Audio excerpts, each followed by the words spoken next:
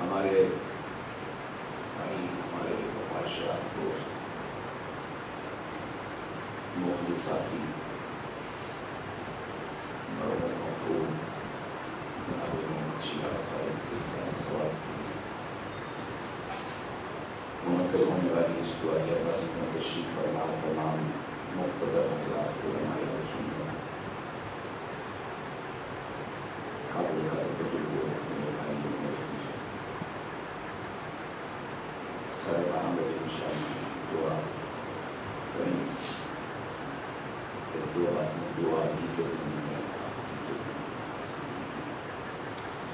حاصل کر لو.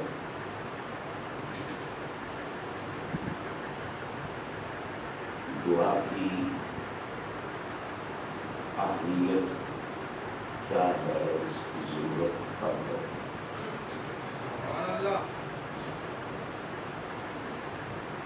جب تک ایک زندہ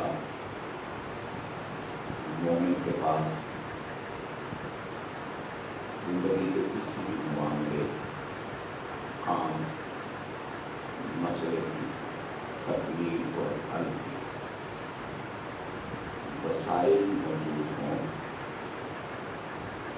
اسباب موجود ہوں، تو فطرتی طور پر اس وقت تک اسے دعا کی ضرورت نہیں ہے. بس میں سفر میں ہوں، بھوک لگی ہے، ہوٹل دستیاب ہے، کھانا جو مجھے کھانا ہے طبیعت کے مطابق وہ حاصل ہے، ادا کرنے کو پیسے بھی موجود ہیں، دعا کون کرے؟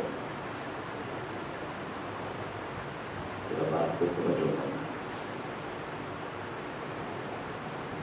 سفر میں ہوں، سواری موجود ہے، ضرور جتنا چاہیے اس کے لیے پیسے موجود ہیں، موسم اور حالات سازگار ہیں، دعا کی نوبت کہاں ہے؟ دعا کی ضرورت اس وقت پڑتی ہے جب بندے کے پاس پیش آنے والی مشکل یا مسئلے کے حل کا کوئی سبب نہ ہو، کوئی وسیلہ نہیں. بے بسی کے عالم میں آپ کے پاس جو بس ہے اس کو دعا کہتے ہیں. بے کسی کے عالم میں آپ کے پاس جو کس ہے اس کو دعا کہتے ہیں. محتاجی کے عالم میں آپ کے پاس جو امید کی کرن ہے اس کو دعا کہتے ہیں. اس لیے میرے مالک جل جلالہ نے دعا کے لیے کسی وقت کا تعین نہیں فرمایا. اس کا معنی یہ ہوا کہ زندہ ایمان والے کو یہ احساس رہنا چاہیے کہ میں کہیں بھی زندگی میں کسی بھی وقت محتاج ہو سکتا ہوں، بے بس ہو سکتا ہوں، بے کس ہو سکتا ہوں، لاچار ہو سکتا ہوں، اور اس وقت جو چیز بندے کو فوراً رب سے ملاتی ہے اس امر کو دعا کہتے ہیں۔ نماز رب کا قربت دیتی ہے، لیکن پوری طرح ٹھیک نیت سے پڑھی جائے، الفاظ بھی صحیح ادا ہوں، ارکان بھی پورے ادا ہوں۔ کون گارنٹی دے گا کہ ٹھیک پڑھی ہے؟ قرآن کی تلاوت بھی بندے کو رب تک پہنچاتی ہے، لیکن تلفظ درست ہوں، الفاظ ٹھیک طور پہ ادا کیے گئے ہوں۔ کون ضمانت دے گا کہ ایسا ہی ہوا ہے؟ حج اور عمرہ اور خیرات اور صدقات بھی بندے کو رب سے ملاتے ہیں، لیکن مال حلال کا ہو، نیت میں اخلاص ہو تو پھر بات بنے گی۔ کون گارنٹی دے گا کہ یہ ساری چیزیں موجود ہیں؟ دعا وہ عمل ہے جس میں بندہ منگتا ہوتا ہے اور وہ آقا ہوتا ہے۔ سبحان اللہ۔ بندہ محتاج ہوتا ہے اور وہ دینے والا ہوتا ہے۔ ایک بات یعنی میں اور آپ کسی وقت بھی بے بس ہو سکتے ہیں، یہ چیز ذہن میں رہے۔ میرے مصطفیٰ کریم صلی اللہ علیہ وسلم نے ارشاد فرمایا، اب رب نے دعا کا وقت اس لیے نہ متعین فرمایا کہ بے بس ہو جاؤں میں اگلے 5 منٹوں میں اور دعا مانگنے کی مجھے اجازت ہو ظہر پڑھنے کے بعد، تو اس بے بسی کا مدافع کیسے ہوگا؟ ایک شخص آیا اور اس نے حضرت سیدنا امام فخر الدین رازی رحمۃ اللہ تعالیٰ کی بارگاہ میں یہ سوال عرض کیا کہ حضور یہ بتائیے کہ اللہ کون ہے؟ چونکہ آپ صرف مفسر عالم ظاہر نہیں تھے، وقت کے بہت بڑے عالم تھے، مجدد تھے، صوفی تھے، فقیر تھے، صاحب نظر تھے، اور یہ جو اللہ والے ہوتے ہیں یہ کہنے والے کی بات کو بھی سنتے ہیں، اس کے الفاظ کے پیچھے اس کے ارادوں اور نیتوں کو بھی مانپ لیتے ہیں، اور اس کا بایو ڈیٹا بھی چیک کر لیتے ہیں، بھائی اس کا دایاں بایاں آگا پیچھا نظریاتی طور پر، ماحول کے طور پر کیا ہے۔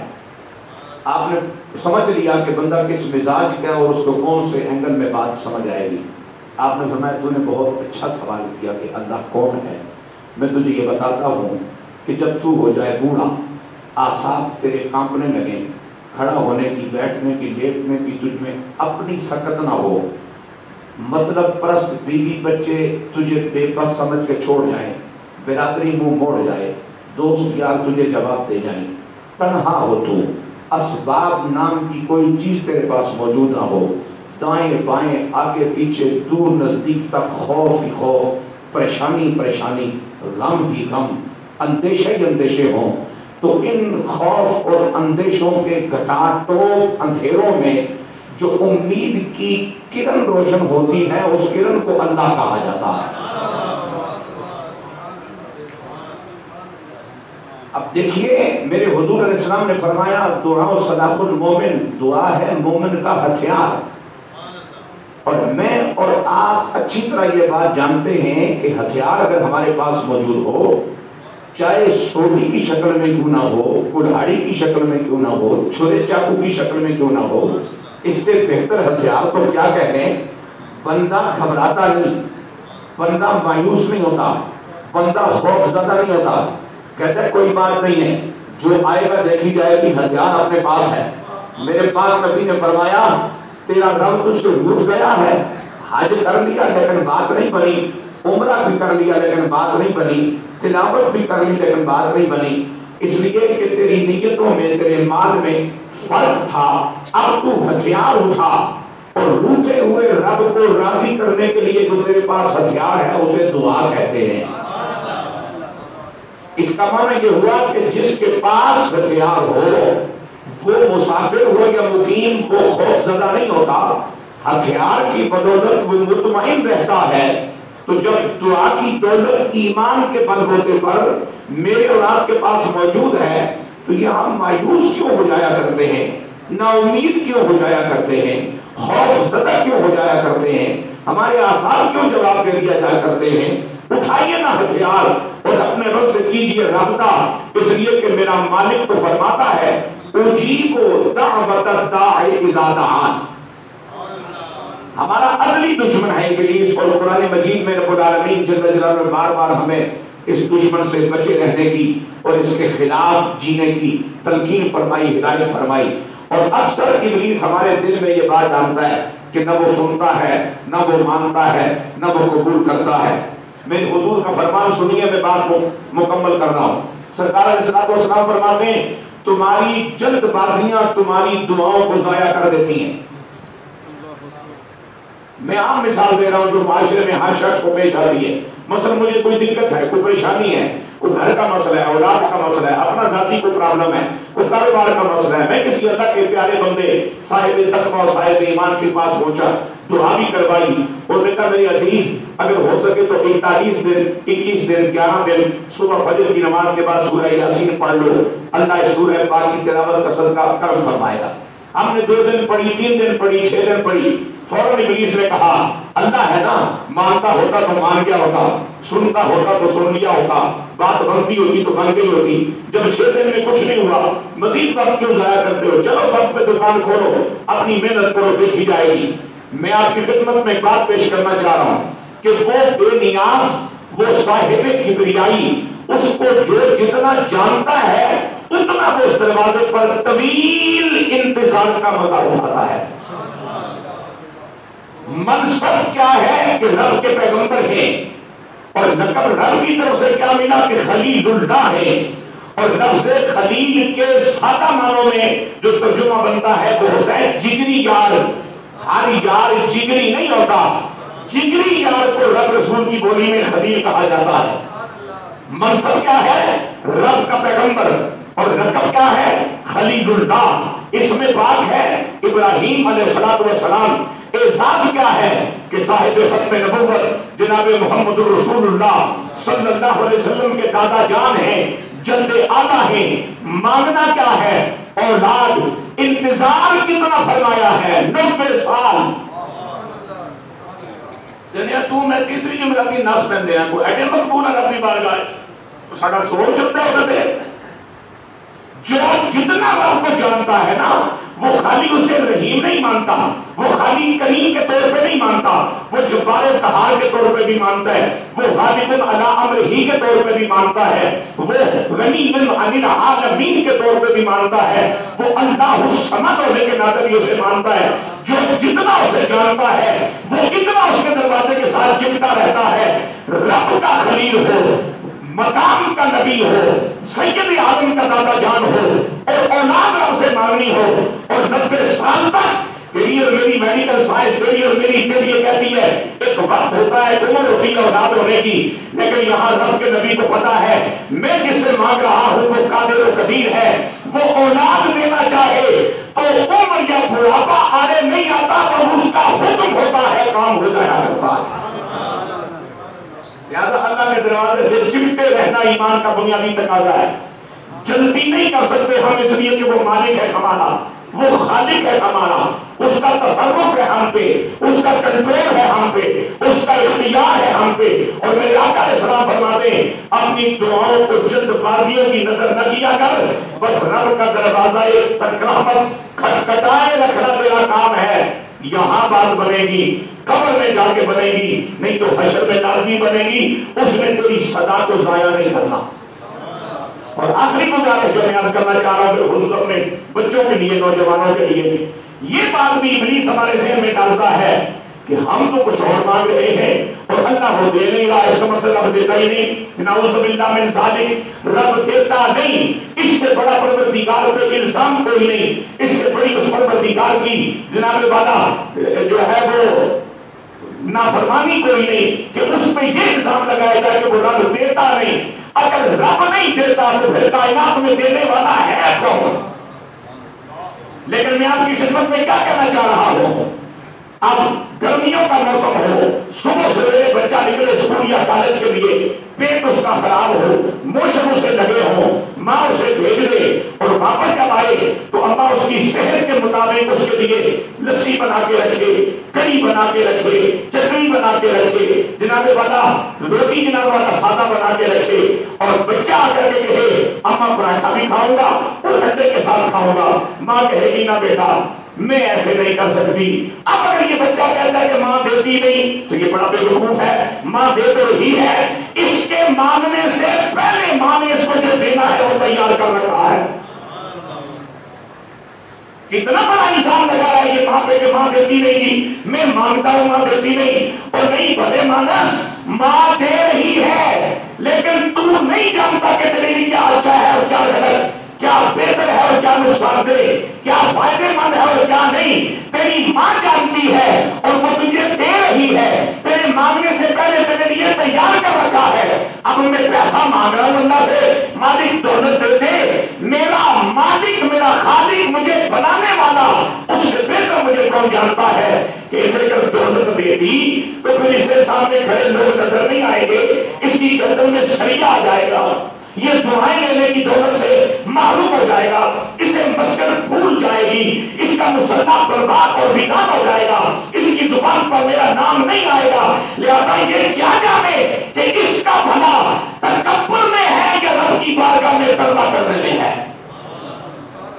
تو جب ماں ہمیں دے رہی ہوتی ہے اور وہ دے رہی ہوتی ہے جو ہمارے لیے بہتر ہو، تو پھر ہمارا رب ہمارے لیے کیوں نہیں اس بات کو پسند کرے گا کہ کوئی اس کے دروازے پہ جائے وہ اسے عطا کرے، لیکن عطا وہ کرتا ہے جو بندے کے لیے بہتر ہو، جس میں بندے کا بھلا ہو۔ ہم اس حقیقت کو سمجھ نہیں پاتے، ان معاملات سے ہم آگاہ نہیں ہوتے، اور ابلیس ہمیں اس بات کی طرف راغب کر دیتا ہے کہ دیتا ہی نہیں میری جان، نہ دینا تو نعوذ باللہ ہے ہی بہت بڑا الزام رب پہ۔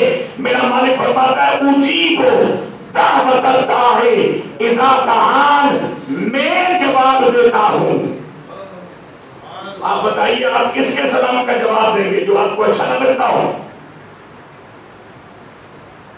جس کے ساتھ آپ کو نفرت ہو؟ جب میرا مالک فرماتا ہے میں جواب دیتا ہوں، اس کا معنی یہ ہوا کہ قبول تو ہے، سن بھی لیا قبول بھی کر لیا، میں جواب دیتا ہوں۔ دعوت الداعی، پکارنے والے کی پکار کا، اذا دعان، وہ جب بھی مجھے پکارے۔ تو جب جواب آتا ہے تو کرم کیوں نہیں آتا؟ جب جواب آتا ہے تو عطائیں کیوں نہیں آتی؟ آتی ہے، لیکن وہ اس انداز میں دیتا ہے جس انداز میں بندے کے لیے بہتر ہو۔ اور کبھی ساری زندگی جو مانگو، حلال مانگو، جائز مانگو، وہ نہیں دیتا، اس میں بھی مصلحت ہوتی ہے۔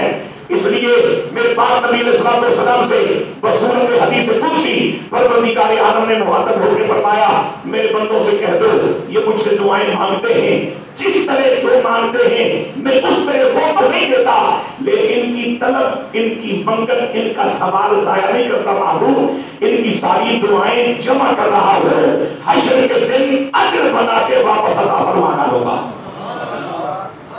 لہذا دوستان محترم ضرورت ہے اس وقت، بے بسی بڑھ رہی ہے، بے کسی بڑھ رہی ہے، لاچاری بڑھ رہی ہے، مشکلات بڑھ رہے ہیں، فتنے بڑھ رہے ہیں، پریشانیاں بڑھ رہی ہیں، افراتفری بڑھ رہی ہے، اور اس دور میں ہمیں سب سے زیادہ جس ہتھیار کی ضرورت ہے وہ ہے دعا، تاکہ ادھر ہاتھ اٹھے، زبان چلے اور رب العالمین کا دروازہ رحمت کھل جائے۔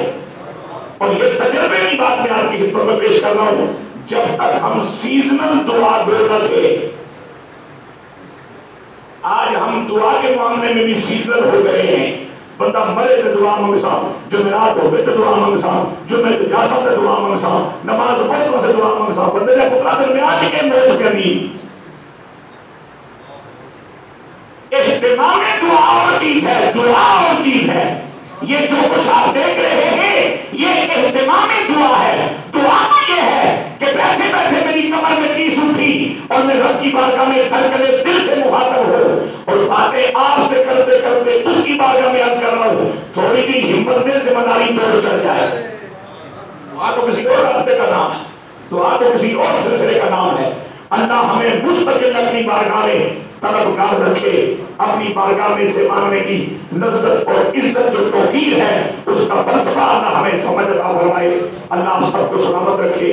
آپ میرے بھائی شیراز صاحب کے بھائیوں کی طرف سے بھی، ان کے بچوں کی طرف سے بھی، ان کے احباب خاندان والوں کی طرف سے بھی ذاتی طور پہ میں آپ سب کا شکر گزار ہوں، اور مجھے اس بات کو یہ بات کہتے ہوئے بڑی خوشی ہو رہی ہے کہ یہاں کوئی ایک شخص بھی ایسا نہیں بیٹھا چاہے وہ ان کے قبیلے کا ہے، رشتہ دار ہے یا دوسرا ہے، کہ جس کے ساتھ مرحوم محمد شیراز کا کوئی تعلق نہ ہو.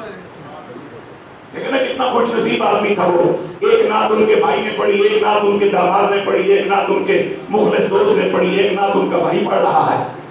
گھر کے لوگ جس کے لیے خدمت کے لیے حاضر ہیں وہ کتنا خوش نصیب آدمی ہے. اللہ اس ہمارے بھائی کی قبر پہ رحمتوں کا نزول فرمائے.